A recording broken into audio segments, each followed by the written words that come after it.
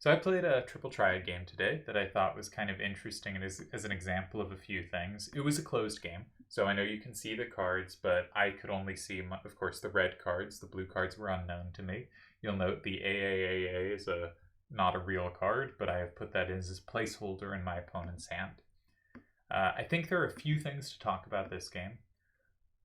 One is kind of a basic strategy of closed play that I regularly employ and I think is reasonably effective and worked here. Part two is kind of thinking about how to play against players that overly capture, right? What are the weaknesses in a closed combo game of being too excited to capture and flip cards? Why is that such a poor strategy? And how can you see it not working here? And finally, applying a kind of calculation to closed games. And that calculation wasn't all that difficult in this one, but I think it's a really nice example of when quite early in the game, I believe, and I could be wrong, I haven't tested all possibilities, but I think I had a forced win with the fifth move of the game, my third move of the game.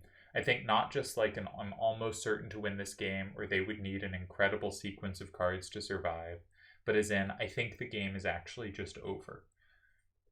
And if you can find a way, not necessarily with the cards they have, but with any cards you could insert for them to save a tie after move 5, I would be interested to hear it. So I'm the hand on the right. I think so of course there are 3 starter types, center, corner, and side. We will be going with the center starter strategy this game.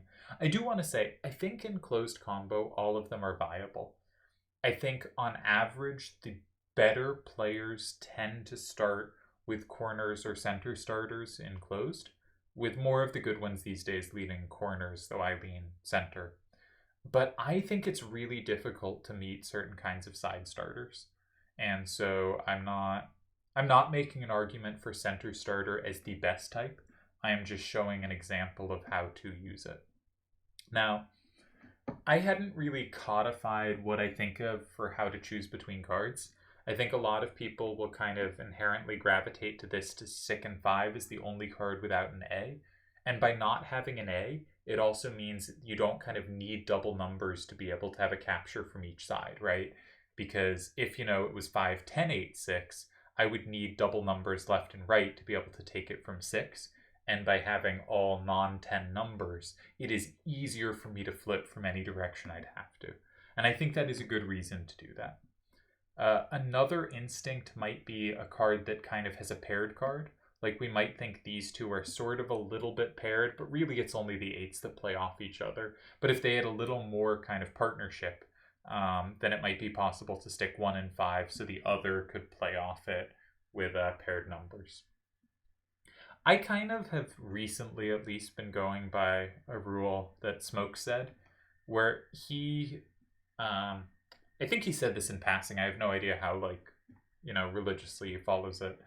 But he'll play a starter in 5 if, he has comfortable recaptures, but also if he has at least 2 ways to combo that card, 2 directions he can combo it from. And here, after I do this here, just checking a random move for my opponent, I have the same wall in 8, I have a plus wall in 6, and I am comfortable capturing the other 2 ways, though I do not have ways to combo while doing it, but that gives me 2 combo captures, and that is sufficient for the Smokes rule.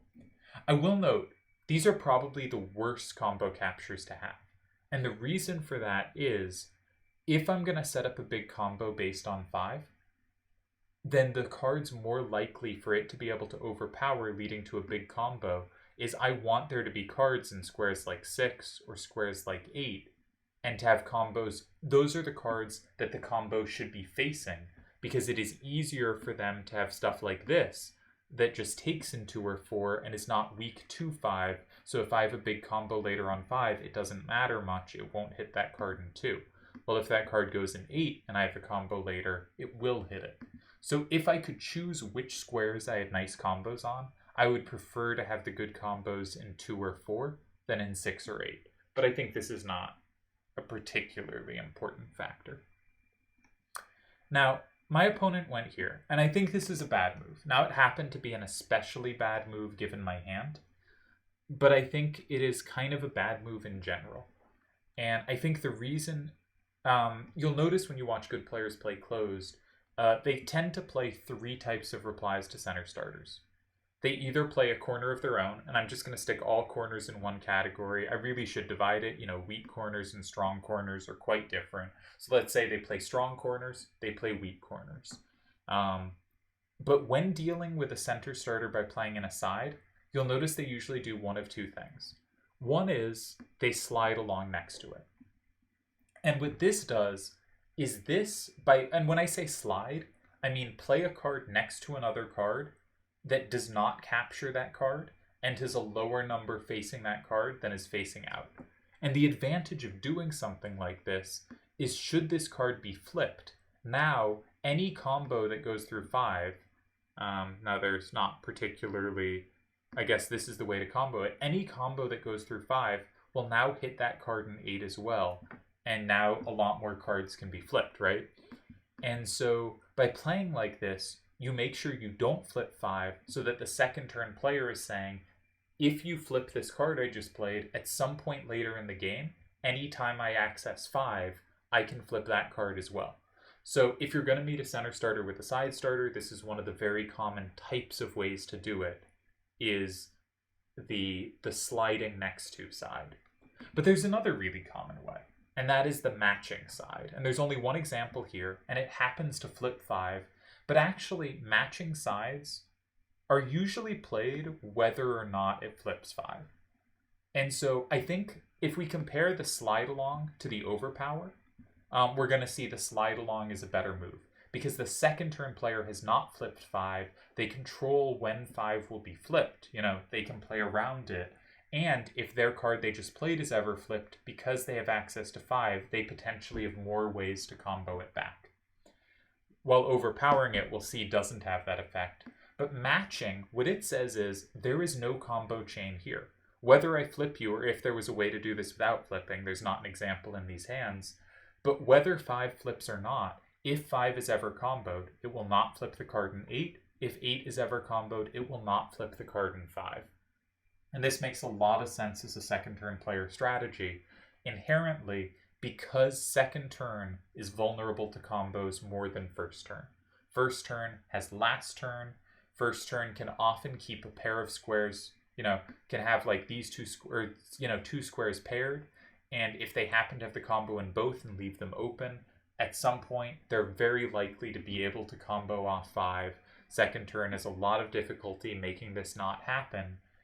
Or potentially they could have combos in one of these squares, right? If they have one card that fits both of these squares, they're going to maybe combo this card at the end, but the combo chain doesn't go anywhere. So this is a really important and common move type among good players, matching in another side. And I think it can achieve other things. I don't play this type of move much because I want it to do more than just that.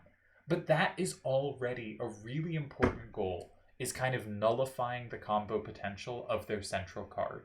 And even just achieving that, sorry I hit the table and made loud noises there a couple times, but even just achieving that is already like, yes, this is a decent way to meet a center starter. And if you see a center starter and you don't see something that fits your hand perfectly, like I like to look for big corners, but maybe my hand doesn't support the big corner, or I like to look for synergistic corners and maybe the hand doesn't have that. One thing you can do is just play a match. And it is okay if it flips, it's okay if it doesn't flip, because either way, you have cut the combo chain off. I also notice this even more commonly in players who play a lot of trade diff, right? Because first turn is a huge advantage in closed combo, and by minimizing that combo chain early, you greatly reduce the likelihood you're going to be 7-3'd or worse, right? It might not have a better win percentage than other moves, but it will often lose less badly. And I think this is a move type that is more effective in trade diff or in GBs, right? Because we're trying to maintain the best scores we can get, and minimizing that future combo potential makes sense. The thing about capturing and overpowering is we're sort of maximizing the combo chain, right? We now have 4, this is the move that was played, is the base of the chain. And if I have combos on 4, and I'm very lucky here, my opponent got unlucky here, but I have one card that combos in both squares. But even if I didn't, even if I had like one combo in one square and a different combo in another, this is so very dangerous because I'm going to have last turn. And if I have access to this card, there are just so many spots where they're going to be lost. Or even if they're not lost, where on the last turn, say, I'm just going to kind of stick random cards in places. Say there's something like this, right? It's easy for the board to fill up, and this board has filled up in a way that really favors second turn. And now they have to make a call. Do they have to block 2? Which, okay, they're up 7-3 here, but if we had given them slightly less of an advantage, it would be easy for them to only be up 6-4. If they block 2, they're almost certainly, here, okay, they happen to win this score. But basically, you're never winning. You're giving up access to too many cards. You're not taking anything. And if you go here, you might just be losing to some huge combo, right? And it can get to just horrible endgame scenarios because you have flipped 5, and there's this base of the chain, and you're just not going to have the space to cover both 1 and 7 all that comfortably. And it's just really easy to end up in terrible endgame scenarios. And you often do have to make the call. I think they do have 1. I have to block there, and I'm almost certainly going to tie or lose. And it's just so likely to end up in those positions. So I think if you are meeting a center starter with a side starter, you want to either play the matching strategy, of which this hand here only had 1 move, or a kind of sliding strategy where you say, I have a card I can take back both ways. There's the plus wall for over here. There's the plus wall for over here. Obviously that card's not real, but something like that. And also, if they do happen to flip me, I can combo back either by just taking the card back, or if I have a potential combo on 5, I can flip a lot of extra cards should I choose. So I think in general, of the side type replies, the clear worst is just overpowering. And much better is either sliding next to or matching. Is there a preference between those? I don't have one. I don't tend to meet center starters with side replies. You'd want to ask someone who's much better at this. I think MC does this really well, though he's not currently around, but Turds, Dalial, the usual suspects. I think Zoom does these well. Actually, no, I think Zoom goes a different direction. But, watch what the good close players do, and you'll see they slide, they match, they basically don't take. Okay, first turn strategy. They've taken our center card. That's great. And they didn't even block one of the squares we have combo potential. So we have these 2 cards. In general, if they had done this, or if they had done a corner, I generally look to just play a card that is ineffective and that doesn't give them combo chains. And so my move here I thought was pretty straightforward.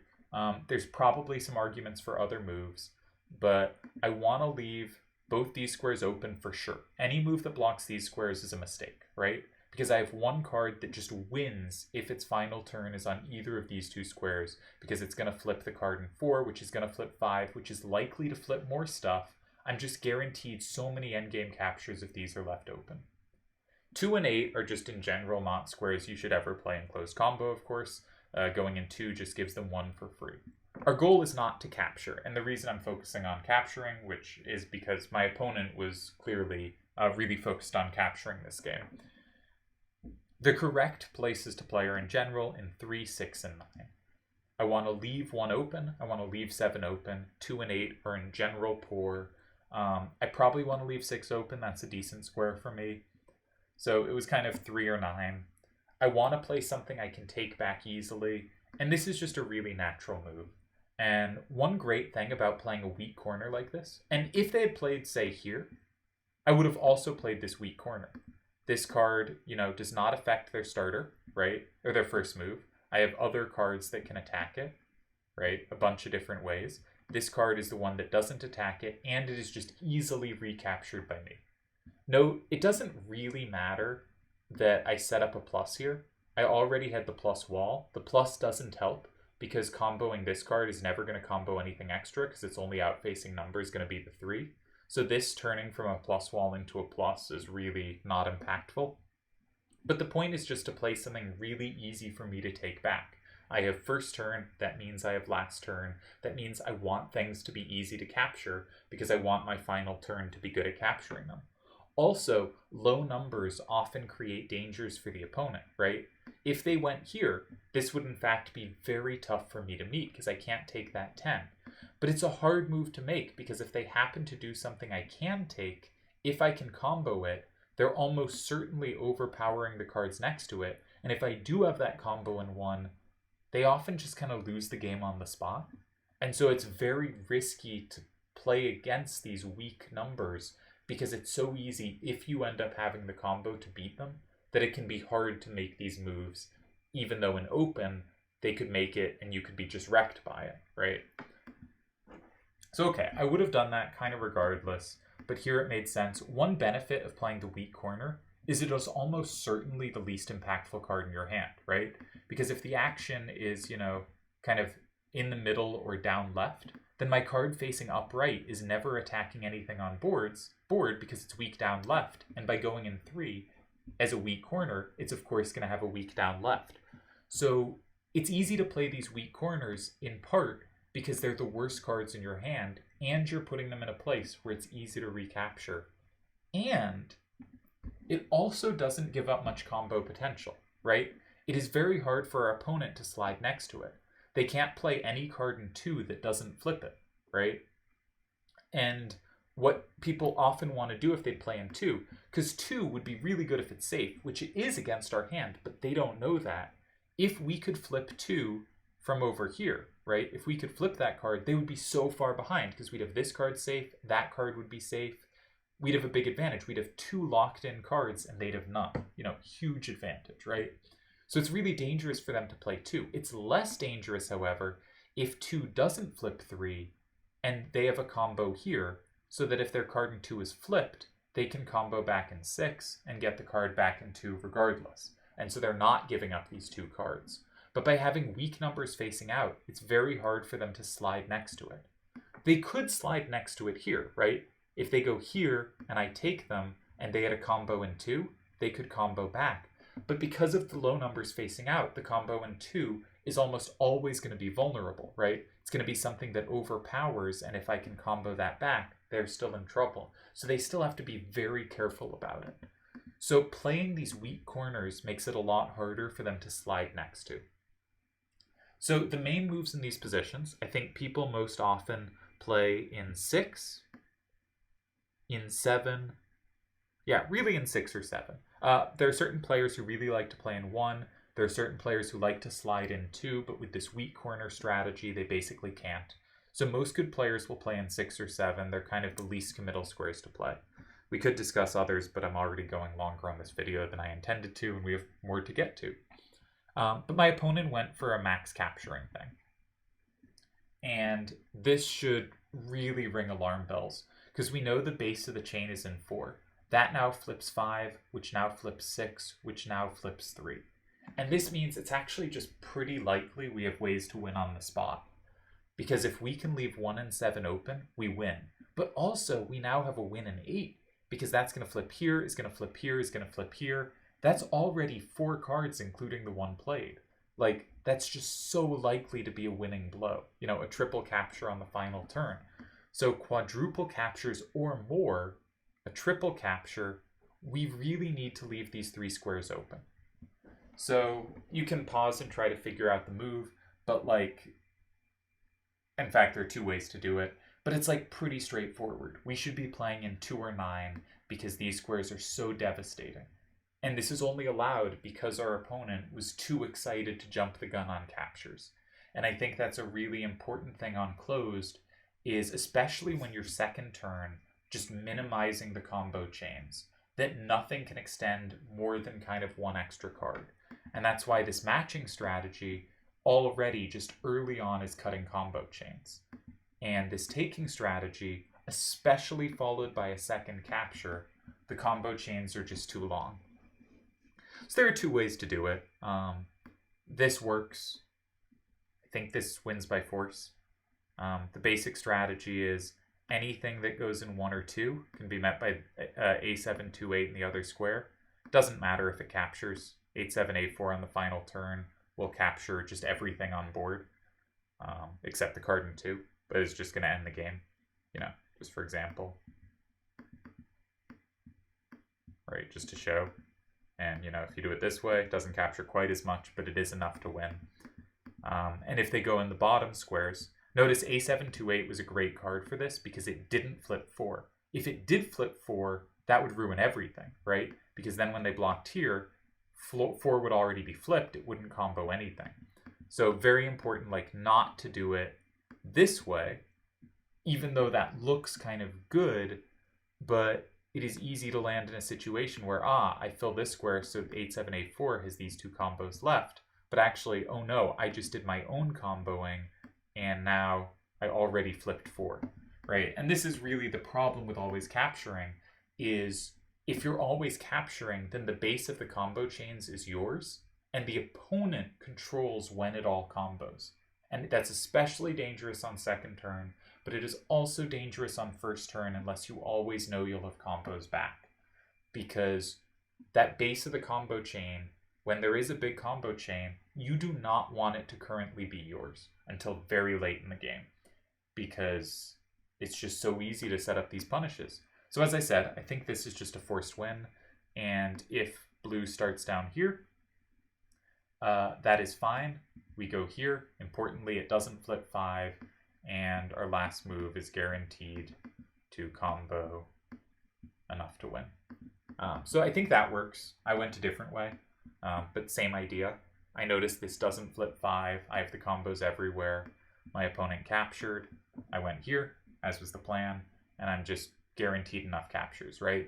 8 will capture at least 3 cards, which will win 6-4. 7 will capture even more, and the game ended with a 9-1 win. But I think this really shows the kind of danger of not controlling the combo chains. And capturing actively gives up control of the combo chains. And so many closed games are decided by whether someone can play around a card in 5 or not. And if they have to flip the card in 5, they often lose. And if they don't have to flip the card in 5, they don't get hit with that big combo, because often 5 is sort of the core of that combo chain. Here, by overpowering at the start, the core was made 4. I happened to have that covered both ways, and that already meant this was just a really, really difficult position in close to defend. In open, it's actually great for my opponent here, right? They can go here, it's just safe. I want to leave 1 and 7 open, but suddenly they can play really well around it. I think this is actually a win for second turn in open. But in closed, that's an incredibly risky move to take, because if you take it and you're safe, you still might lose. They could go here, they could go here. The game's not smooth sailing by any means if you don't know their cards. And if they can take it, you're so far behind, because those cards in 1 and 2 are just theirs forever, and there's nothing on the board that's yours forever, right? With cards that can be taken, this is just obviously a terrible position for second turn, and the risk of that is just really, really high. I thought this was a cute finish, the move in 2. I do believe 9 also works, as said. But I think, pause and just figure out why this is a forced win and why it really doesn't matter what my opponent's cards are. The game's over. Just 1, 7, and 8. I have too much combo potential. And those cards in 2 and 3 are going to end up as mine because I'm going to combo them back even if they're flipped now on the last turn. They could flip them like this, and this move still wins, right? Because I flip back enough on the final turn, however we do it. So that was the final thing I wanted to talk about, was kind of there being a forced win. But that forced win comes from second turn not maintaining control of the combo chains. And I think that really all started, this was not a great move, but I think it started with the kind of, why would you do this, right? And the reason to do this is kind of often I think players are looking for a reason to make a move early, and capturing something seems like a useful thing to do. But it should be understood in closed combo, especially on second turn when you don't get last turn, capturing the card in 5 is actively a dangerous thing to do. And also making lengthy combo chains is really risky. And so there's a reason this is just a better move. And I can say that without knowing the opponent's hand, right? That playing this matching move is definitely better because it minimizes those combo chains that proved so dangerous in this game. I guess the last thing I want to emphasize is I think, not that I did anything like spectacular here, but I think this is a very viable strategy of play a center starter where you have at least 2 potential plus walls or same walls off it. I've got my 2. And then when they go either in a corner or a side, if you can play a far corner that's easily recapturable by you and doesn't waste any of the captures, which it usually won't, because that weak corner, as said, has power facing away from the action. That's often going to be a pretty effective way to play. And in this game, it happened to be, more than just effective. It happened to basically win on the spot. But I think it's a decent strategy if you've been not getting much out of closed first turns or wanting to get more. I think this is a decent way to play it. That makes a lot of intuitive sense. You play a card in 5 that you have a lot of combo potential around, and then you get the worst card out of your hand and a card you can retake really easily. And again, your first turn, that means you're going to have last turn. It's really nice to have stuff that's easy to take if you have last turn, because they don't get a chance to recapture. And so the more stuff on board that is easy to take, the better. And so I think it's a really, really viable strategy for the first 2 moves of the game for you.